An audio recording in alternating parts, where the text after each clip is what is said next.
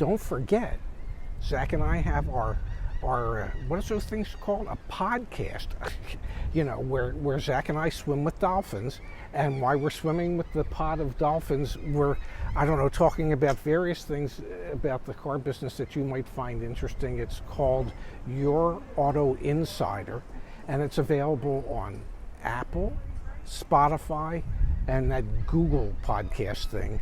Not sure, as I like to say, how any of this shit works, but find it, subscribe, listen to it, leave comments, and let us know what else you might want to hear from us. There you go, ladies and gentlemen. Here we are outdoors on the boardwalk in Ventnor, New Jersey, trying to tackle just, another new way of presenting videos to you for, well, your dear friends, the auto advocates, your auto advocate, Ray and Zach.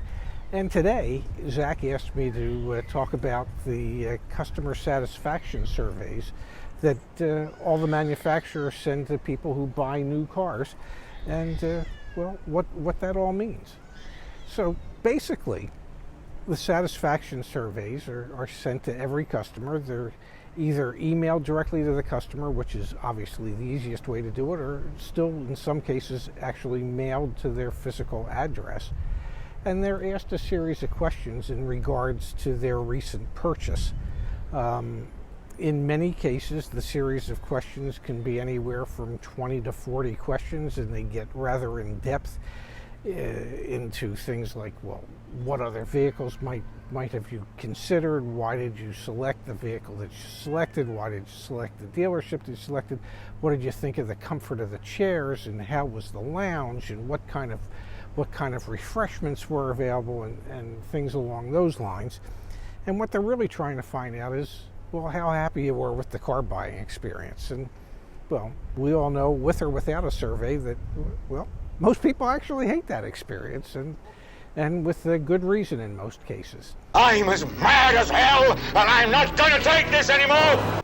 So, what they're trying to determine is if the dealership where you bought the car is being progressive and cutting edge when it comes to how they try and treat their customers, or if they're more old school and trapped in the past with how they try to treat their customers.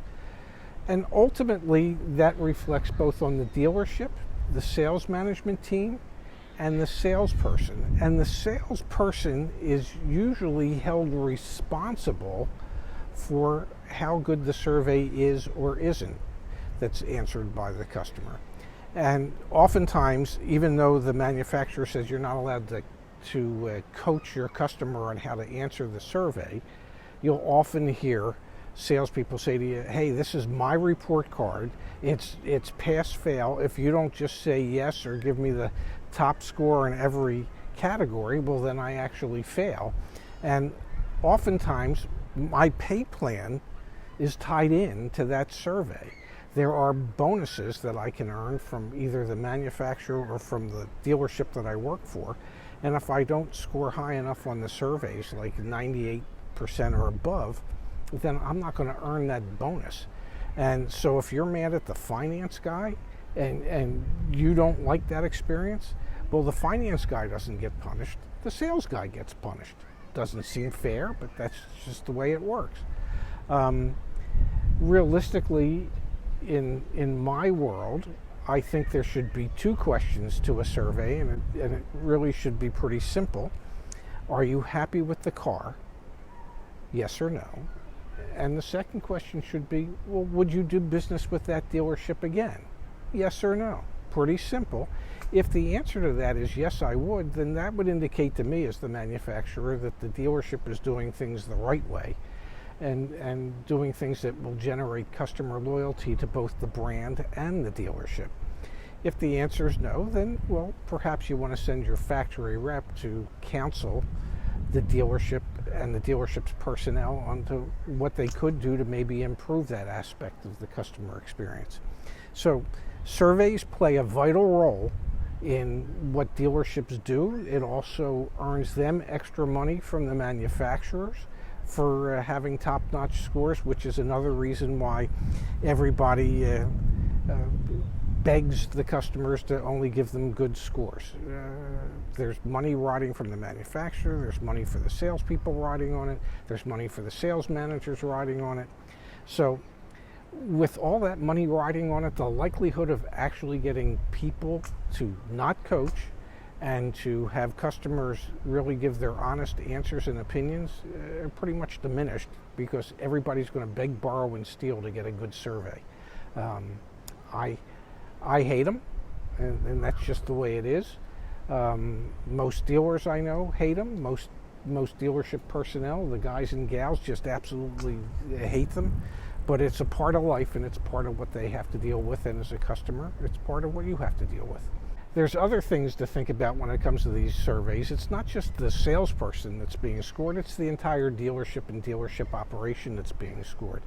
And that's why so many of the manufacturers ask so many questions to get into comfort of the customer lounge or customer experience at the dealership.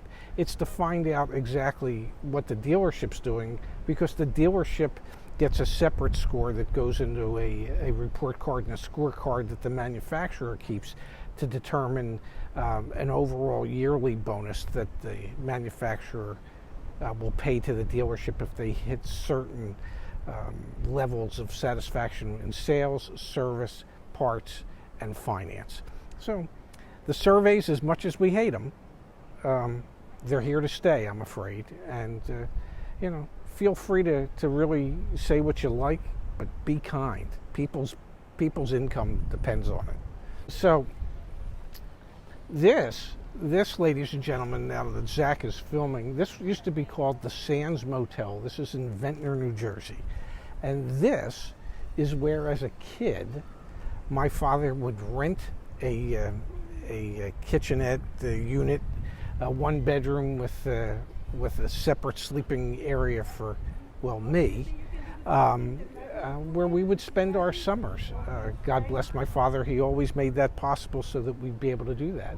And in order to help defray the costs, the good folks at the Sands Motel used to allow me to work at night as a switchboard operator and nighttime desk clerk.